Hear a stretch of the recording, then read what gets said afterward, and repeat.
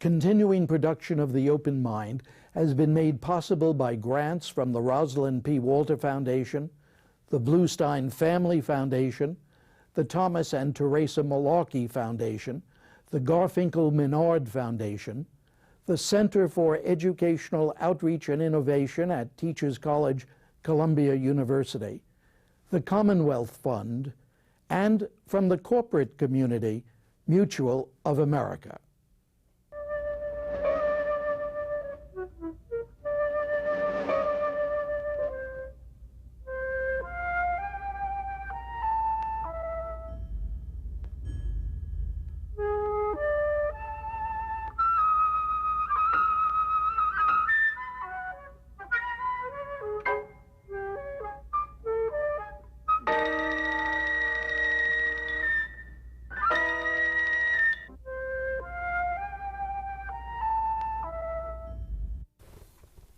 I'm Richard Heffner, your host on The Open Mind, and this is the second of my programs with David M. Kennedy, the Distinguished Professor of American History at Stanford University, whose wonderfully evocative Oxford University Press book, Freedom from Fear, The American People in Depression and War, 1929 to 1945, won the Pulitzer Prize for History. Now, I've titled today's program, like our first, It's Been Dark Before, because that's what the New York Times titled my guest's insightful article about the impact on Americans of the September 11th terrorist attacks on the World Trade Center in New York and the Pentagon in Washington. In it, Professor Kennedy cautioned that, adrift in a sea of troubles, the United States seems in danger of coming unmoored from its own historical identity. And I want to talk more with him today about what that historical identity is, has been, may become. Professor Kennedy, in our first program, you talked importantly about the question of power in America, and you were willing to go way, way back, centuries in our history, to this matter of our, not disdain, our fear of power, particularly focused in the hands of government. We're taping today in December 2001. Maybe the programs won't be seen until 2002. But now, what would you have to say about our concern about power, particularly vested in the hands of the national government, and the suggestions that the President and the Attorney General have made about the nature of trials that will be held in the area of terrorism? Well, I think our national conversation about the nature of power and our degree of comfort with it, or discomfort, is in fact centuries old. The American Revolution begins in a reflex response to the attempt of the British Empire to impose a greater degree of control over the commercial and political activities of the colonies. So we were born as a nation, you might say, in a great suspicion of power, and this has been a characteristic of this society ever since. I think particularly in the last 2 or 3 decades, at least since the era of the Ronald Reagan presidency in the 1980 and going forward from there, we've been living through a generational moment in American history when our fear of governmental power has been ever more strongly expressed. One of the effects, it seems to me, of the September 11th attacks in New York and Washington has been to swing that pendulum back a little bit in terms of our willingness now to recognize that in a moment of crisis like this, there is unarguably a large role for government to play. So the rehabilitation of the notion of the legitimacy federal government power, I think, is one of the consequences of the September 11th events. On the other hand, as you just mentioned, one of the manifestations of federal power that we're now confronted with are these rather aggressive moves to sidestep or end run the traditional judiciary system and to try suspected terrorists in military tribunals, or to detain people without habeas corpus for long periods of time. Without the right to legal counsel, or to compromise their access to legal counsel by taping recordings between counsel and defendant. These are all, at the end of the day, all of these represent encroachments of federal centralized power on the liberties of individual citizens and inhabitants of the United States. For the moment, we're talking here, as you say, in December 2001, for the moment there seems to be at least a kind of uneasy, perhaps somewhat grudging acquiescence on the part of the American public in these measures, but that we also see already a certain pushback, a certain skepticism about the legitimacy of this and the need for it, and the beginnings of a defense against these measures on grounds of the protection of traditional civil liberties. How this will play out is anybody's guess, but it's an agonizing situation that we're in. One understands both sides of the argument. That's what makes it difficult. Of course we want to protect our national security in the face of an unprecedented crisis. Yes, it may be necessary to adopt some unorthodox means to that end. On the other hand, one of the things that defines us as a people, that makes this country distinctive over time, has been the rather ferocious and consistent defense of individual liberties that is part of our national character. And we're unwilling, I think, in the longer term to give much of that up. So this is the dilemma for us, I believe. Well, I've wondered in this question of our attitudes toward power, whether we mustn't phase into the discussion the question of whose power, whose ox is being gored, and whether it hasn't basically been an economic question, a class question. The matter now of the devolution of government, and you said the past 3 decades or so, hasn't that been a function of economics and taking controls off of the economic giants, in a sense reversing those years that you characterize so well in your book on the New Deal? Well, you're absolutely right. If the story of the New Deal era that I wrote about at some length is the story of the expansion of federal or governmental power over the private economic sector, if that is a central storyline of that period, I would agree with you that in the last generation or so that there's been some reversal of that storyline and an impulse in our society to unfetter the private sector from at least some measure of governmental control. I would set the issue up this way. If in the realm of civil liberties, the trade-off is between national security and individual liberty, that's the tension. In the economic realm, I think the trade-off or the tension is between what we might call more broadly social security, the economic safety and stability of individual citizens in our society, and economic efficiency.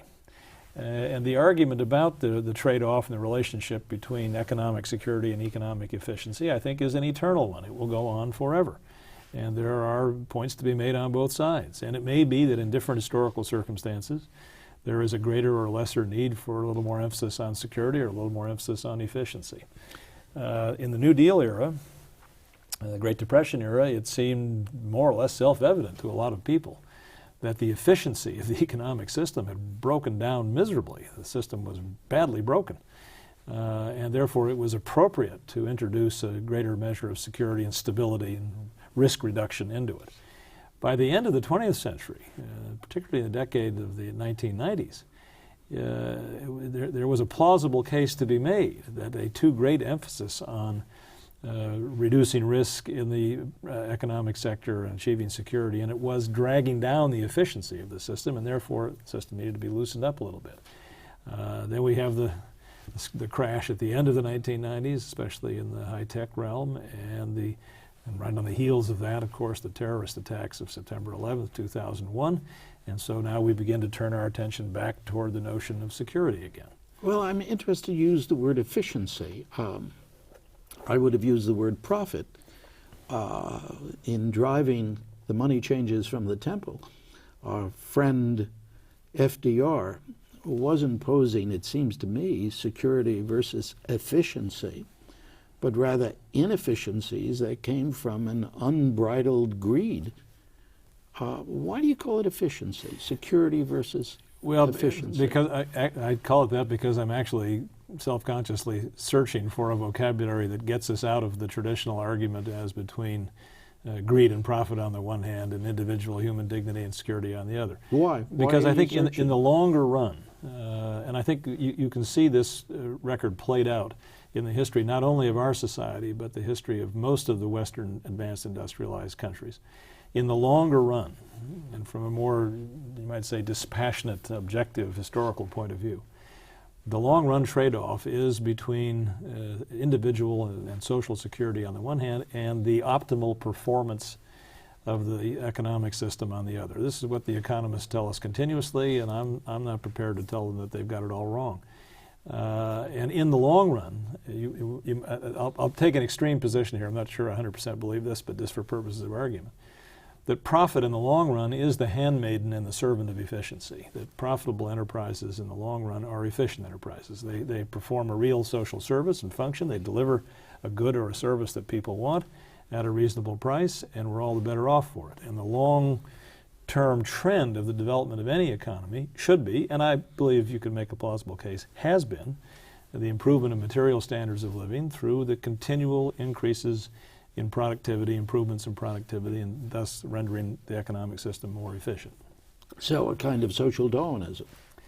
Well, I'm not sure. Is that unfair? I'm not sure I'd revert to that. Social Darwinism is another term, it seems to me, to kind of dress out in slightly more scientific language the old notion of the class struggle. And I don't want for a minute to deny that there are elements of class struggle embedded in the history of the Industrial Revolution as it's made its way forward in the last 2 centuries, no question about it. But I do think there is a case to be made for continuously seeking ways to improve the productivity of modern economies, which ultimately redounds to the benefit not just of the profiteers and the capitalists and the greedy and so on, but to everyone.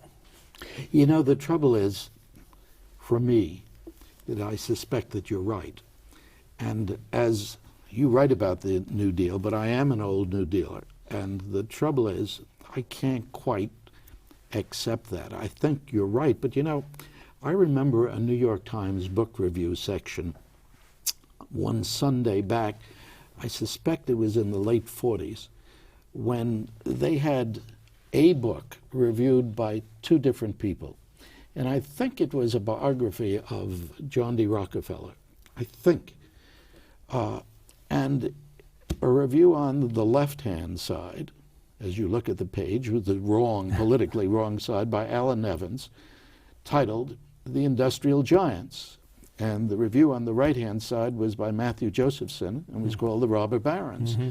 So those 2 perspectives are, I think, what you're addressing yourself to here. Yeah, I think that's right. Alan Evans, as I remember, also wrote a very famous article just after World War II. It had a title something like Old Oil, New Oil for Old Lamps. I haven't got it quite right, but it was something, that kind of metaphor, in which he himself revisited his earlier appraisal of the late 19th century so-called robber barons in the light of the way the United States had fought World War II. Right. And his argument was that whatever the abuses and the excesses in that phase of our industrial revolution in the 19th century, these guys, however objectionable they might have been on one level, created the industrial system, the foundation of the industrial system, that eventually, by the middle point of the 20th century, equipped this country to bring to bear the fantastic economic and material resources that spelled the defeat of fascism and Nazism and Japanese aggression. And therefore, in the longer light of history, we have to recognize that we owe some kind of debt to the historical developments that they put in train, people like Rockefeller and Carnegie and Frick and so on. Of course, the question remains, do we ever put up our hands and stop the train or slow it down? Because in terms of the deregulation that has taken place in the last decades, things are being reversed. You talk about Social Security, talk about other permanent reforms of the New Deal. There tends to be now, even now, and we're past Reagan, and we're past Bush 1, but it would seem in Bush 2, without tremendous opposition, there seems to be an acceleration of the process of deregulation. Well, that's true, although the modern history of deregulation begins actually on Jimmy Carter's watch. Admitted. The airline industry was substantially deregulated, and we've gone on from there to deregulate or partly deregulate other industries, not least the financial and banking industries. Again, I'm not enough of a technical expert on those matters to have a very worthwhile opinion about the merit of those measures. History and time will tell, I suppose. Let me ask you something, because I know I'm going to get a sign soon that our time is grinding down. The journalist as historian, do you think that journalism, that the media today play an enormously important role in making us aware of the past, and perhaps a distorting role? Perhaps not. Well, I think it's too easy to bash the media as the source of all our ignorance and misinformation. And not of all of it. But you often hear that. But I guess I'm more of the school that believes, as Ben Bradley, the former editor of the Washington Post, said, that journalism is the first rough cut of history if it's done responsibly. And I think much American journalism is done responsibly, much criticism to the contrary notwithstanding. On the other hand, I do think it's the responsibility of the historian, to the extent that it's reasonable, to enter into the world of contemporary journalism and to try to bring the perspective of a longer view and a more contextual view to the understanding of contemporary issues. So if journalists are, you might say, the journalism is the first rough cut of history, then I think history and historians, in a sense, have the obligation to bring back into the realm of contemporary journalism some kind of historical perspective. Of the two groups, are they meeting their responsibilities?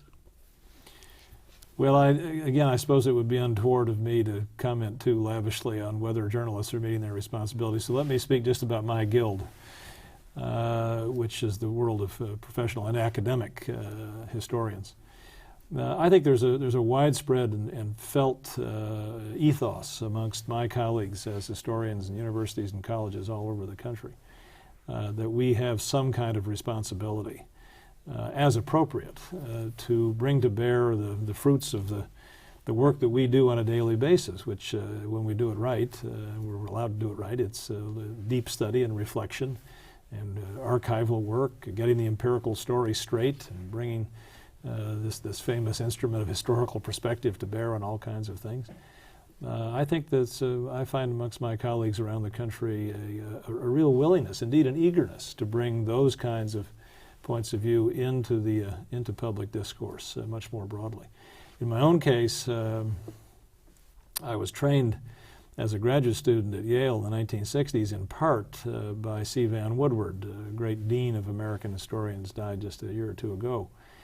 And he was a missionary about this. He told all of us, virtually from the first day we entered his seminar room, that part of our professional responsibility that we were being trained there as graduate students to fulfill was to take part in the public discourse of our times, as he did rather regularly, probably most famously in a terrific little book he wrote called The Strange Career of Jim Crow, which was a history of segregation in the post-Civil War South, a book that Martin Luther King Jr. once called the Bible of the Civil Rights Movement. So Woodward is a conspicuous example of bringing into the discussion of contentious public issues in his own time a deep and informed historical perspective. I, as it were, kind of grew up on that idea and have tried to put it into practice as best I could ever since. When I have had journalists, media people here at this table, and I've asked them about this first draft of history and what their responsibilities are, almost invariably I get that reaction of, there's no one in here but us chickens. Don't put that on us. That's not our business. And that's why I wish you wouldn't hesitate to comment on what the other guild is doing, because it may be even more important, at least as important. Well, I think the other guild, workaday journalists, do have their own brief, their own portfolio, their own job assignment. It's not to be deep historical analysts. To the extent they can bring that to bear out of their own education, intellectual formation, all the better. But I think their first job, and I think this is what Bradley meant when he coined that phrase about first rough cut of history, their first job is to get the facts straight, telling the story as truthfully and honestly as they can, is important, first of all, to the informed opinion of their fellow citizens as they consume these journalistic products. It's important, second of all, to later historians who quite routinely look to the journalistic record to ascertain certain basic facts. I mean, as a working historian, I find myself routinely in the New York Times Index looking up an article, something somebody might have written, for example, on the Lend-Lease Act in 1941 or the campaign of 1936 or what have you. What journalists write is the historical record, and so historians later use it. Do you turn less happily, with less satisfaction, to contemporary journalism than you did to the time of the Lend-Lease Act? Well, again, this is probably unseemly of me since here we are on television, but it's true that I think to a rather considerable degree, television has displaced much print journalism as the medium through which much of the public gets its basic information about political events of the day, world events, national events, what have you. To repeat a famous phrase of former Congresswoman Pat Schroeder's, she once said the reason television is called a medium is because so little of it is either well done or rare. Let's hope this program is an exception to that. But the point is, I think much television coverage is, apparently for reasons of the structural and technological necessities of the medium, it would appear, rather limited in its ability to explore issues in context and in depth. I once read many years ago, in fact, that there are fewer words spoken on the typical 30-minute evening news broadcast, network news broadcast, than there are printed on a single page of the average American newspaper. You want to know something? Dick Salant, who was president of CBS News, once took a script, a 30-minute script, news script, 30 minutes minus time for commercials, breaks, etc., laid it down on, I think, a column and a half of the front page of the New York Times. Yeah, so that makes the point, doesn't it? That by that very measure, I mean, there is the old adage that a picture is worth 1,000 words, of course, and that's true in terms, I suppose, of emotional impact and psychological affect. But in terms of analytical thinking, of contextual thinking, of perspective, of deeper understanding, I think that kind of imagery simply can't do the work that print can do. Question. I frequently quote from my students Charles A. Beard saying that all recorded history is an act of faith. And I make them listen to me, but I'm interested in your reactions to what Beard had to say. Well, I believe what he meant by that is that both the historian who puts together the record of history and the reader who comes into contact with that both have faith that the selection of facts that the historian has hit upon and assembled is the right assemblage of facts. There is no such thing as a history that constitutes total recall of the past. That would be impossible, logically impossible. We can't recapitulate the full chaotic welter of things that happened at any moment in the past. So we have to bring to the enterprise a certain sense of what's more and what's less important. And we put together stories, narratives, that connect events in patterns that we believe to be faithful to the events, but at some level represent our own values and preferences and understandings. And there is a lot of faith in that, I think, both by the practitioner and the consumer, you might say, that we've got it right. And that's why history is such a contentious business. What keeps people like you and me in business, you might say, long term, is that there is never 100% agreement that the story has been captured absolutely accurately. We debate these matters over time. Different points of view come forward in different contexts. History is an ongoing dialogue, not just an inert lump that we ingest like a bolus and it stays in us forever. At this point in history, in your history, Roosevelt, where do you rank him? Well, I rank Franklin Roosevelt about where most other historians of the United States rank him, as second only to Abraham Lincoln as our greatest in the roster of our national leaders. There's an old formula in detective stories, about how you identify a suspect. The suspect has to have motive, means and opportunity. And if the suspect fills all three of those bills, then Perry Mason or whomever has his man. There's a comparable test I think you can apply to the judgment of presidents. Did they have the vision to accomplish something that we can all agree was positive? Did they have the political skill to actually implement the vision? And did they operate in a circumstance that allowed them to articulate the vision and bring it to some degree of realization? In Franklin Roosevelt's case, I believe he certainly had the vision. He had a vision both about the nature of American society domestically, and eventually he had a vision about America's place in the world. He unarguably had the political skill to accomplish much of what he envisioned. And when we come to the question of the circumstance in which he operated, did he have the opportunity? The answer is not simply yes, it's yes, yes. He had, first of all, the great opportunity of the Depression, and then secondly, the opportunity or the circumstance of World War II. So unlike virtually any other of our presidents, he had two enormous calamities back-to-back on his watch. Again, to use the familiar old phrase, he turned those two lemons into lemonade. He made great profit out of the calamities of the Depression, first the Depression and then World War II. He used the Depression to reduce the risk in the American economy and in the lives of American citizens by a measurable degree, make this a safer place to do business and a safer place in which to lead one's life. And internationally, he at last accomplished the objective of ushering this country fully into the international arena and putting it on the track of trying to stabilize international affairs as well. Professor Kennedy, I think that's probably the most positive note on which to end our programs, and I accept to say that I hope everyone reads Freedom from Fear. It's a wonderful book, and it's bringing back for me a period through which I lived. Was a joy, as is this program. Thank you again for joining me today. Thank you, Dick. And thanks too to you in the audience. I hope you join us again next time. If you would like a transcript of today's program, please send $4 in check or money order to the Open Mind, P.O. Box 7977, F.D.R. Station, New York, New York 10150. Meanwhile, as an old friend used to say, good night and good luck.